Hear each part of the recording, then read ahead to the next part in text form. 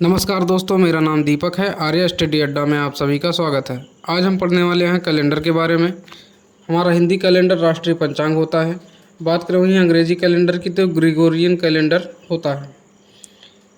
हिंदी में हमारा चैत्र माह, बैसाख माह और ज्येष्ठ माह से होते हुए फाल्गुन माह तक कंप्लीट होता है। वहीं बात करें ग्रेगोरियन कैलेंडर की तो हमारा जनवरी माह, फरवरी माह, मार्च माह से होते हुए दिसंबर तक हमारा कंप्लीट होता है। कुछ महीनों में 30 दिन होते हैं, जैसे अप्रैल, जून, सितंबर और नवंबर।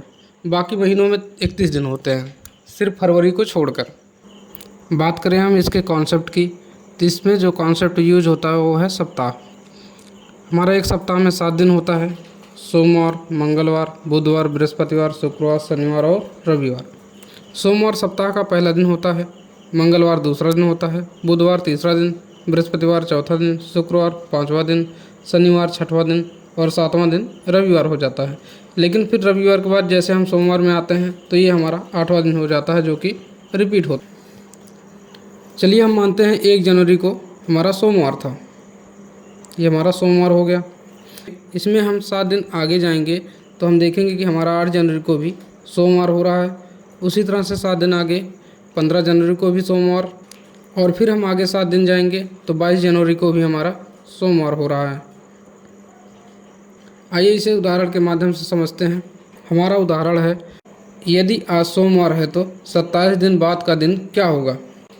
हमारा पहला दिन सोमवार है और अगर हम इसमें 7 जोड़ेंगे तो हमारा 8वां दिन होगा। इसमें भी 7 जोड़ेंगे तो हमारा 15वां दिन होगा। इसमें भी 7 जोड़ेंगे तो हमारा ये 22वां दिन हो जाएगा।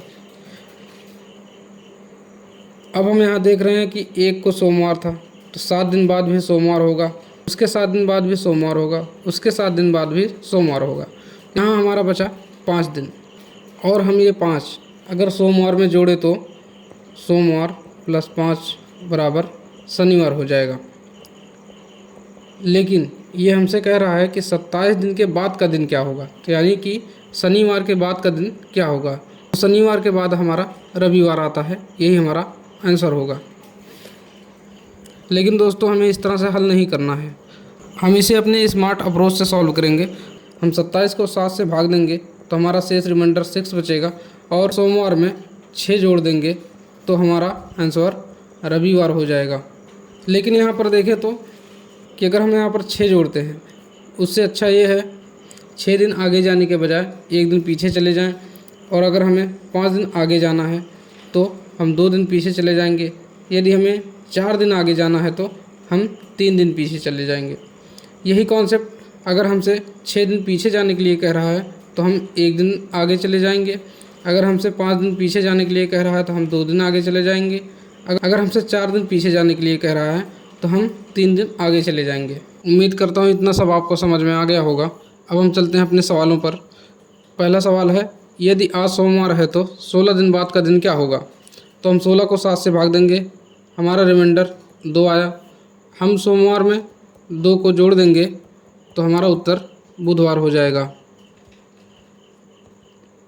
हमारा दूसरा सवाल है, यदि आज सोमवार है तो 34 दिन बाद का दिन क्या होगा। तो हम 34 को 7 से भाग देंगे तो हमारा रिमाइंडर 6 बचा। हम सोमवार में 6 जोड़ देंगे या फिर सोमवार में 1 घटा देंगे तो हमारा उत्तर रविवार हो जाएगा। हमारा तीसरा सवाल है, यदि आज मंगलवार है तो 15 दिन बाद कौन सा दिन होगा। तो हम 15 को 7 से भाग देंगे तो हमारा रिमाइंडर 1 आया। हम मंगलवार में 1 जोड़ देंगे प्लस 1 तो हमारा बुधवार हो जाएगा। हमारा चौथा सवाल है, यदि आज सोमवार है तो 17 दिन पहले कौन सा दिन था। अब यहाँ पर हमसे पहले का दिन पूछ रहा है। हम सेम कॉन्सेप्ट से सॉल्व करेंगे कि 17 को हम 7 से भाग देंगे, हमारा शेष 3 आया, और 3 को हम सोमवार में से माइनस कर देंगे, बराबर शुक्रवार हो जाएगा। हमारा पांचवा सवाल है, यदि आज मंगलवार है तो 160 दिन पहले कौन सा दिन था। तो हम 160 को 160 भागे 7, हमारा रिमाइंडर 6 बचेगा। हम मंगलवार में 6 घटा देंगे या फिर 1 जोड़ देंगे तो हमारा उत्तर बुधवार हो जाएगा। हमारा छठा क्वेश्चन है, यदि आज मंगलवार है तो 6 दिन पहले कौन सा दिन था। सेम वही सवाल है, हम 6 दिन पीछे न जाने के बजाय 1 दिन आगे जाएंगे तो हमारा उत्तर वही आएगा, बुधवार। हमने वीडियो के शुरू में ही बताया था कि कुछ महीनों में 30 दिन होते हैं और कुछ महीनों में 31 दिन होते हैं। 30 दिनों वाले महीने होते हैं अप्रैल, जून, सितंबर और नवंबर, और 31 दिन माह होते हैं जनवरी, मार्च, मई, अगस्त, अक्टूबर और दिसंबर। साधारण फरवरी में 28 दिन होते हैं और लीप फरवरी में 29 दिन होते हैं। साधारण वर्ष में 365 दिन होते हैं और लीप वर्ष में 366 दिन होते हैं। अब हम 30 दिनों में अगर 7 से भाग देंगे तो हमारा विषम दिन 2 आएगा। अगर हम 31 को 7 से भाग देंगे तो हमारा विषम दिन 3 आएगा। 28 में अगर हम 7 से भाग देते हैं तो हमारा 0 विषम दिन आएगा। अगर हम 29 में 7 से भाग देते हैं तो हमारा 1 विषम दिन आएगा। अगर हम 365 दिन में 7 से भाग देते हैं तो हमारा 1 विषम दिन आएगा। अगर हम 366 में 7 से भाग देते हैं तो हमारा 2 दिन विषम आएगा। अब हम ये जानेंगे कि साधारण वर्ष क्या होता है और लीप वर्ष क्या होता है। अभी चल रहा है 2023। अगर हम 2023 को 4 से भाग दें तो हमारा यह पूर्ण रूप से नहीं कटेगा। वहीं बात करें आने वाले साल की तो 2024 है, और 2024 को अगर हम 4 से भाग देंगे तो ये हमारा पूर्ण रूप से कट जाएगा। लीप वर्ष को हम अधिवर्ष भी कहते हैं। हमारा 7वां सवाल है, एक साधारण वर्ष में ऐसे कितने दिन होते हैं जो अधिकतम 53 बार आते हैं। जैसा कि हम जानते हैं साधारण वर्ष में हमारा 365 दिन होता है, और अगर हम इसे सप्ताह में कन्वर्ट करें तो 7 से भाग देंगे तो 52 सप्ताह और 1 दिन होता है। एक सप्ताह में हमारा 7 दिन होता है और 7 दिन एक एक बार आते हैं, तो 52 सप्ताह में हमारा 7 दिन 52 बार आएगा, यानी कि 52 बार आएगा। 52 बार मंडे, 52 बार ट्यूसडे, ऐसे होते हुए 52 बार संडे भी। लेकिन कोई एक दिन ऐसा है जो कि हमारा 53वीं बार आएगा, और यही हमारा उत्तर है। चलिए हम जानते हैं कि वो दिन कौन सा हो सकता है। जैसे हम मानते हैं कि 1 जनवरी को हमारा मंडे था, यानी कि सोमवार था, और ये पहले सप्ताह में कंप्लीट हो जाता है मंडे टू संडे। इसी तरह से हमारा दूसरा सप्ताह मंडे टू संडे कंप्लीट हो जाएगा, और ऐसे आते आते आते आते मंडे टू संडे हमारा 52वां सप्ताह कंप्लीट हो जाएगा। और 52 सप्ताह का जो हमारा अंत होता है वो संडे को होता है, और एक दिन हमारा एक्स्ट्रा हो रहा है, तो हम कह सकते हैं कि यहाँ पर हमारा मंडे हो जाएगा। हमारा 8वां सवाल है, यदि 1 जनवरी 2019 को सोमवार है तो 31 दिसंबर 2019 को कौन सा दिन होगा। जैसा कि हमने पिछले सवाल में ही समझा, किसी साधारण वर्ष का 1 जनवरी को कोई दिन है तो वही हमारा अंतिम दिन भी होगा, तो यहाँ पर हमारा सोमवार हो जाएगा। हमारा 9वां सवाल है, यदि 1 जनवरी 2020 को मंगलवार है तो 31 दिसंबर 2020 को कौन सा दिन होगा। अब तक हमारे साधारण वर्ष में वही दिन हो रहा था, लेकिन ये एक लीप वर्ष है, तो यहाँ पर एक दिन एक्स्ट्रा हो जाएगा, तो हमारा बुधवार हो जाएगा। ये एक दिन एक्स्ट्रा क्यों हुआ? क्योंकि हमारा जो फरवरी माह है ये 29 दिन का हो जाता है, और यही बात करें साधारण वर्ष में तो हमारा 28 दिन का फरवरी होता है। हमारा 10वां क्वेश्चन है, निम्नलिखित महीनों में से किन 2 महीनों का कैलेंडर समान होगा या किन 2 महीनों का पहला दिन समान होगा। दोस्तों, अगर पहला दिन समान होता तो पूरा महीना समान हो जाता है। अगर हमारा 1 मार्च को सोमवार है तो हमारा 1 अगस्त को भी सोमवार होना चाहिए, तभी हमारा मार्च और अगस्त का पूरा महीना समान होगा। इसे सॉल्व करने का कॉन्सेप्ट है कि अगर हमारा 1 मार्च से लेकर 31 जुलाई के दिनों को काउंट करें और उसे 7 से भाग दें तो हमारा रिमाइंडर 0 आना चाहिए, तब हमारा मार्च और अगस्त का महीना समान हो जाएगा। दोस्तों, हम लास्ट मंथ यानी अगस्त माह को काउंट नहीं करेंगे। क्यों नहीं काउंट करेंगे? अगर हमने इसे काउंट कर लिया तो हमारा 1 मार्च और 1 अगस्त का माह समान नहीं हो पाएगा। आइए हम ऑप्शन को सॉल्व करते हैं। हमारा पहला ऑप्शन है मार्च और अगस्त का महीना समान होगा कि नहीं होगा। हम यहाँ पर लिखते हैं मार्च, अप्रैल, मई, जून और जुलाई। हम अगस्त को काउंट नहीं करेंगे। मार्च में हमारा होता है 31 दिन, अप्रैल में हमारा होता है 30 दिन, मई में हमारा होता है 31 दिन, जून में हमारा होता है 30 दिन, जुलाई में हमारा होता है 31 दिन। इन सभी का योग देखें तो 153 होगा और 153 को 7 से भाग दें तो अगर हम 153 को 7 से काटें तो शेष 6 बच जा रहा है। इसलिए हम कहेंगे कि हमारा मार्च और अगस्त का महीना समान नहीं होगा। इसे हम और शॉर्ट से भी हल कर सकते हैं। हमारा ये आ गया मार्च, अप्रैल, मई, जून और जुलाई। हम जानते हैं कि मार्च में हमारा 3 विषम दिन होता है, अप्रैल में हमारा 2 विषम दिन होता है, मई में हमारा 3 विषम दिन होता है, जून में हमारा 2 विषम दिन और जुलाई में हमारा 3 विषम दिन। इन सभी को हम जोड़े तो हमारा आएगा 3 2 5, 5 3 8, 2 10, 3 13। 13 को अगर हम 7 से भाग दें तो हमारा शेष 6 बच जा रहा है। इसलिए हम कहेंगे कि हमारा मार्च और अगस्त का महीना समान नहीं होगा। अगर हम बात करें दूसरे ऑप्शन की तो यहाँ पर अप्रैल और जुलाई का महीना समान होगा कि नहीं होगा, आइए देखते हैं। अप्रैल, मई और जून। अप्रैल में 2 विषम दिन होता है, मई में 3 विषम दिन होता है और जून में 2 विषम दिन होता है। इन सभी का योग 7 होगा और 7 को अगर हम 7 से डिवाइड करेंगे तो ये हमारा पूर्ण रूप से कट जाएगा, 0 रिमाइंडर होगा, यानी कि हमारा अप्रैल और जुलाई का महीना समान होगा। यही हमारा आंसर है। हमारा 11वां क्वेश्चन है, अप्रैल और सितंबर 2 महीनों में एक जैसा कैलेंडर होगा या नहीं। चलिए देखते हैं। हमारा ये हो गया अप्रैल, मई, जून, जुलाई, अगस्त। अप्रैल में 2 विषम दिन, मई में 3, जून में 2, जुलाई में 3 और अगस्त में 3। इन सभी का योग देखें दोस्तों तो 13 होता है और 13 को 7 से भाग देंगे तो हमारा नहीं कटेगा, यानी कि अप्रैल और सितंबर दोनों महीने समान नहीं होंगे। हमारा 12वां क्वेश्चन है, सितंबर और दिसंबर 2 महीनों में एक जैसा कैलेंडर होगा या नहीं। तो चलिए देखते हैं। ये हो गया सितंबर, ये हो गया अक्टूबर और ये नवंबर। सितंबर में होता है 2 विषम दिन, अक्टूबर में 3 विषम दिन और नवंबर में 2 विषम दिन। इन सभी का योग 7 है और 7 को 7 से डिवाइड करेंगे तो कट जाएगा, 0 रिमाइंडर बचेगा। ये हमारा सितंबर और दिसंबर का महीना समान होगा। हमारा 13वां क्वेश्चन है कि जनवरी और अप्रैल 2 महीनों में किस वर्ष, साधारण वर्ष में या लीप वर्ष में, एक ही कैलेंडर होगा। तो चलिए देख लेते हैं। ये रहा हमारा साधारण वर्ष और ये रहा हमारा लीप वर्ष। जनवरी, फरवरी, मार्च, जनवरी, फरवरी, मार्च। जनवरी में 3 विषम दिन, फरवरी में साधारण वर्ष में 0 और मार्च में 3 विषम दिन और इनका योग 6 हो गया। 6 को 7 से भाग देंगे तो हमारा नहीं कटेगा, तो हमारा जनवरी और अप्रैल महीना समान नहीं रहेगा साधारण वर्ष में।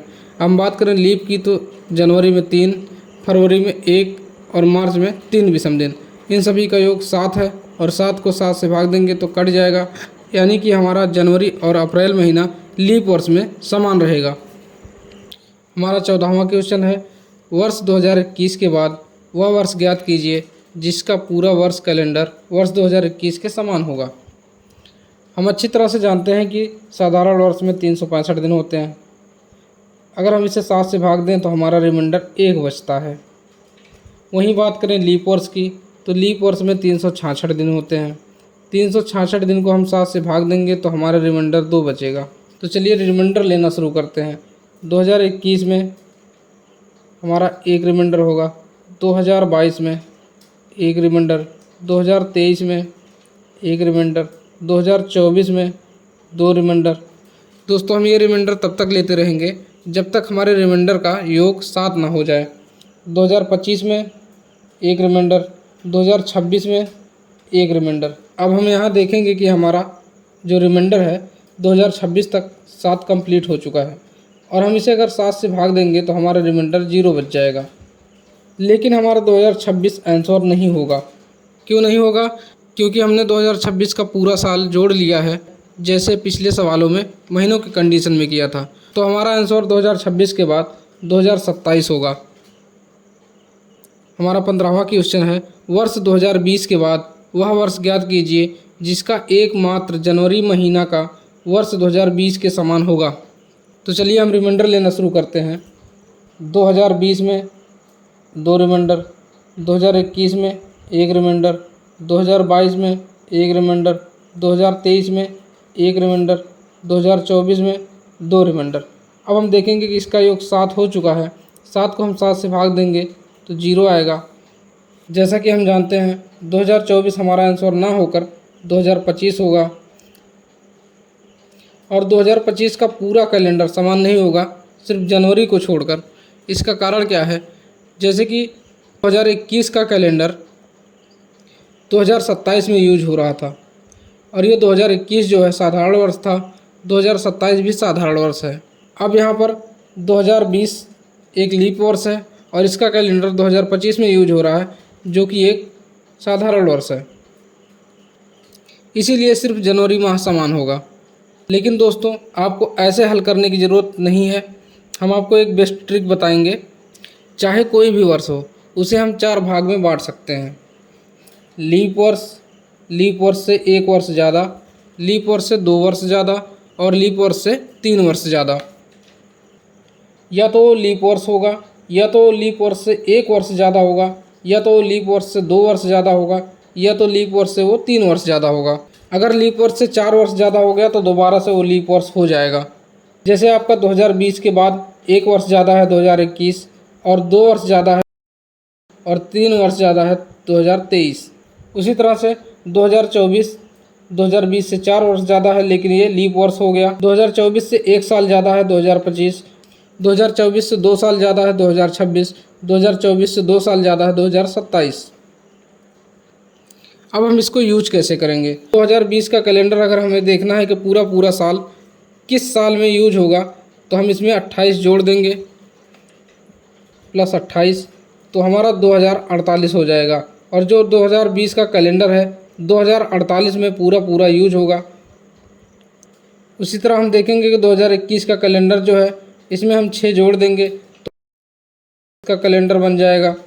उसी तरह से 2022 में हम 11 जोड़ देंगे तो हमारा 2033 का कैलेंडर बन जाएगा। उसी तरह से 2023 में अगर हम 11 जोड़ दें तो हम 2034 का कैलेंडर हो जाएगा।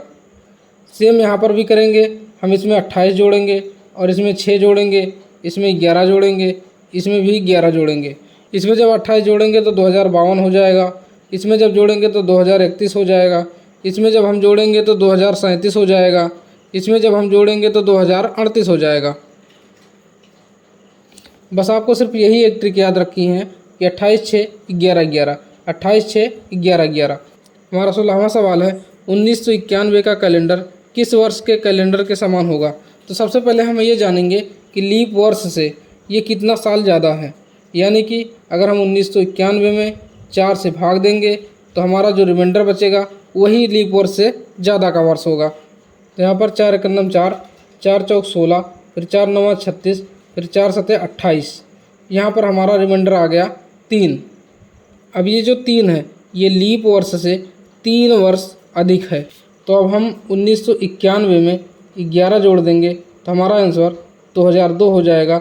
1991 का कैलेंडर 2002 में यूज होगा, यही हमारा आंसर है। आइए हम 2037 का कैलेंडर देखते हैं कि ये किस वर्ष में दोबारा से यूज होगा।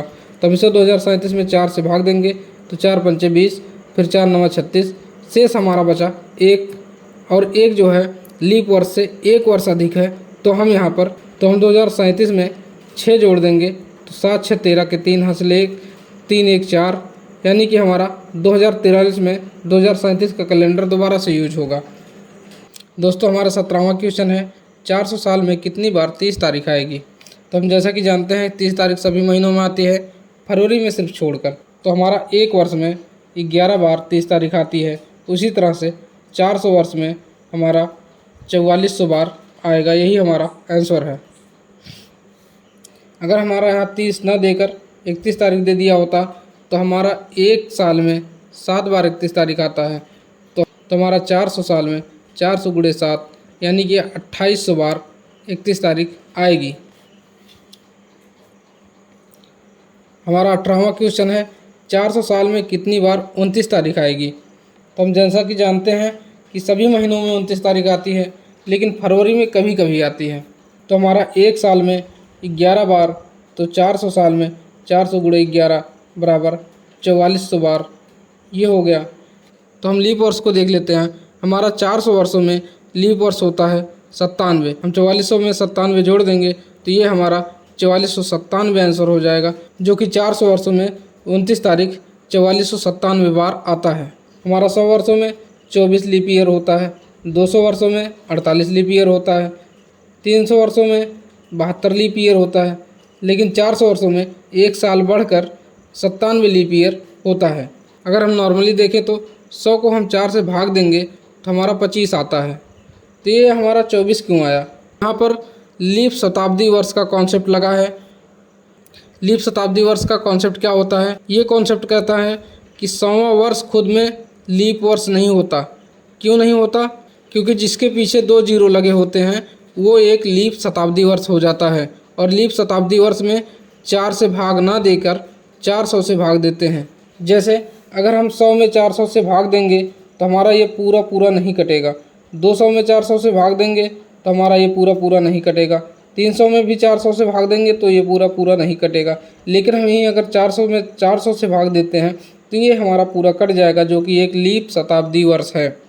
यहाँ पर लीप वर्ष निकालने के लिए हमने 4 से भाग दे रखा है। आप कमेंट करके बताइए कि इसमें से कौन सा लीप वर्ष होगा। बात करें लीप शताब्दी वर्ष की, तो यहाँ पर 400 से भाग देने पर हमारा 1600 लीप शताब्दी वर्ष होगा और बाकी नहीं होंगे। हमारा अगला क्वेश्चन है 1100 वर्षों में कितने लीप वर्ष होते हैं। आइए एग्जाम्पल के माध्यम से समझते हैं कि 500 में कितने लीप वर्ष होते हैं। तो 500 को हम 400 प्लस 100 लिख सकते हैं। 400 में होते हैं लीप वर्ष 97 और 100 वर्षों में लीप वर्ष होते हैं 24। तो 97 और 24 को अगर हम जोड़ेंगे तो 7 4 11 के 1 हासिल 1, 9 2 11 1 12, 121 लीप वर्ष हमारे 5 सालों में होंगे। उसी तरह हम बात करें 1100 वर्षों में, तो हमारा 400 प्लस 400 प्लस 300। अब यहाँ पर 400 वर्षों में 97 लीप ईयर, फिर 400 वर्षों में 97 लीप ईयर्स, फिर 300 वर्षों में 72 लीप ईयर्स। इन सभी का अगर हम योग देखें तो 266 लीप ईयर्स होगा। हमारा 21वां क्वेश्चन है 1600 वर्षों में कितने लीप ईयर्स होते हैं। तो जैसा कि हम देख रहे हैं कि 400 के 4 पेयर बन रहे हैं, यानी कि 400 गुणे 4, तो हमारा 97 गुणे 4 हो जाएगा। हमारा अगला क्वेश्चन है कि 742 वर्षों में लीप वर्ष की संख्या क्या होगी। तो यहाँ पर 400 प्लस 300 प्लस 42। यहाँ बात करें तो 400 में 97 लीप ईयर्स प्लस 300 में 72 लीप ईयर्स प्लस 42 को हम 4 से भाग देंगे तो यह हमारा 10 बार जाएगा। तो यहाँ पर हमारा 10 लीप ईयर्स। तो इन सभी को जोड़ें तो हमारा 179 लीप वर्ष होगा। यही हमारा आंसर है। हमारा 23वां क्वेश्चन है 1365 वर्षों में लीप वर्ष की संख्या क्या होगी। तो चलिए, तो यहाँ पर 400 प्लस 400 प्लस 400 प्लस 100 प्लस 65, 400 का 97 प्लस 97 प्लस 97 प्लस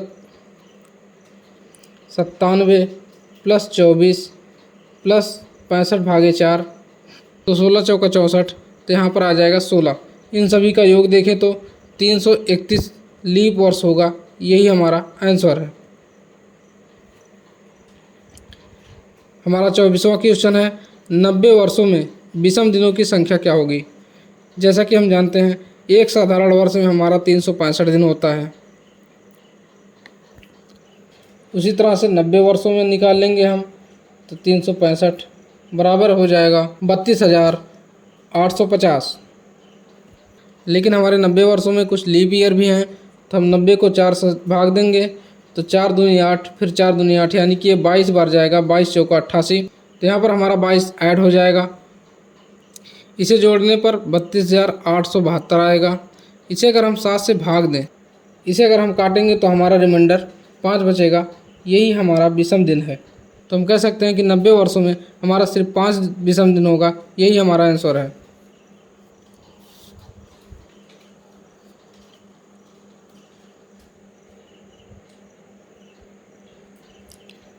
यहाँ पर विषम दिनों का चार्ट दिया हुआ है। 100 वर्षों में विषम दिन, यहाँ पर 100 वर्षों में 5 विषम दिन होते हैं, 200 वर्षों में 3 विषम दिन होते हैं, 300 वर्षों में 1 विषम दिन होता है, 400 वर्षों में 1 भी विषम दिन नहीं होता है। दोस्तों, हमने जितने भी चार्ट आपको दिखाएं वो सब आपको याद रहने चाहिए, तभी आपका सवाल आसानी से हल हो पाएगा। तो यहाँ पर हमारा 25वां क्वेश्चन है कि 900 वर्षों में कितने विषम दिनों की संख्या होगी। तो हम इसको 400 प्लस 400 प्लस 100 में तोड़ लेंगे। 400 में 0 विषम दिन प्लस 400 में 0 विषम दिन प्लस 100 में 5 विषम दिन। तो हमारा टोटल हो जाएगा कि 900 वर्षों में 5 विषम दिन होंगे। यही हमारा आंसर है। दोस्तों अगर हमसे 1000 वर्ष का पूछा होता तो हम यहाँ पर 400 प्लस 400 प्लस 200 में तोड़ लेते और 400 का शून्य विषम दिन प्लस 400 का शून्य विषम दिन प्लस 200 का यहाँ पर 3 विषम दिन दिया हुआ है तो हम यहाँ पर 3 लिख लेते। का आंसर हो जाता कि 1000 वर्षों में 3 विषम दिन होंगे। यही हमारा आंसर होता। 20वां क्वेश्चन है 1300 वर्षों में विषम दिनों की संख्या क्या होगी। तो हम इसे 400 प्लस 400 प्लस 400 प्लस 100 में तोड़ लेंगे। अब 400 में 0 विषम दिन प्लस 400 में 0 विषम दिन प्लस 400 में प्लस 100 में 5 विषम दिन। इन सभी को जोड़ने के बाद हमारा 1300 वर्षों में 5 विषम दिनों की संख्या होगी। यही हमारा आंसर है। हमारा 27वां क्वेश्चन है कि 976 वर्षों में विषम दिनों की संख्या क्या होगी। तो यहाँ पर 400 प्लस 400 प्लस 100 प्लस 76 प्लस 76 वर्ष में जितने भी लीप वर्ष हैं यहाँ पर हमारा 0 विषम दिन प्लस 0 विषम दिन प्लस यहाँ पर 5 विषम दिन प्लस 76 प्लस लीप वर्ष, तो ये 19 बार जाएगा। तो यहाँ पर 19। अब इन सभी को हम जोड़कर 7 से भाग देंगे तो इसका योग 100 हो जाएगा। 100 को अगर हम 7 से भाग देते हैं तो हमारा 2 विषम दिन बचेगा जो कि हमारा आंसर होगा। तो दोस्तों वास्तविक दिनांक का दिन हम कैलेंडर के पार्ट 2 में सॉल्व करना सीखेंगे। ये आपको याद करना है कि 1 का मतलब सोमवार, 2 का मतलब मंगलवार, 3 का मतलब बुधवार, 4 का मतलब बृहस्पतिवार, 5 का मतलब शुक्रवार, 6 का मतलब शनिवार और 7 या 0 आए तो आपका रविवार। 7 को अगर हम 7 से भाग देंगे तो 0 ही आता है। हमारे साथ वीडियो के अंत तक बने रहने के लिए बहुत बहुत धन्यवाद। हम मिलते हैं अब अपने अगले वीडियो में। तब तक लिए जय हिंद।